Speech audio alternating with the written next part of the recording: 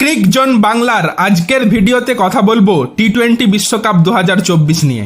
গত বছর ওডিআই বিশ্বকাপের ঠিক পরেই নভেম্বরে দিল্লিতে বিসিসিআই কর্মকর্তা কোচ রাহুল দ্রাবিড়, প্রধান নির্বাচক অজিত আগারকার এবং রোহিত শর্মার অনলাইনের মধ্যে একটি বৈঠক হয়েছিল। সেই বৈঠকে বেশিরভাগ লোকই একমত ছিলেন যে বিরাট কোহলি 2024 সালে আমেরিকা এবং ওয়েস্ট ইন্ডিজে অনুষ্ঠিত হতে যাওয়া টি-20 বিশ্বকাপে দলে জায়গা পাওয়ার জন্য স্বাভাবিক দাবিদার নন। বিরাটের সঙ্গে কথা বলা হবে এমনই খবর ছিল। আপনাদের জানিয়ে রাখি, বর্তমানে পরিস্থিতি চেঞ্জ হয়েছে।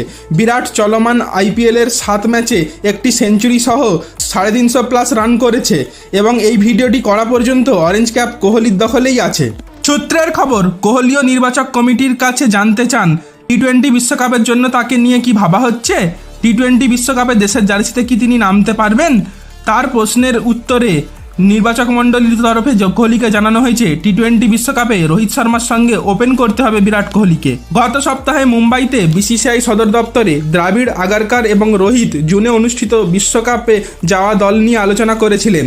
যেহেতু বিরাট আইপিএল ওপেনার হিসেবে খেলেন, তাই বিশ্বকাপে ওপেনার হিসেবে রোহিত ও বিরাটকে খেলানোর কথাও হয়েছে। গত সপ্তাহের বৈঠকে আরও অনেক প্লেয়ারকে নিয়ে আলোচনা হয়েছে, কিন্তু যেহেতু হট টপিক বিরাট কোহলি, তাই শুধুমাত্র আমরা কোহলির আপডেটটাই দিলাম।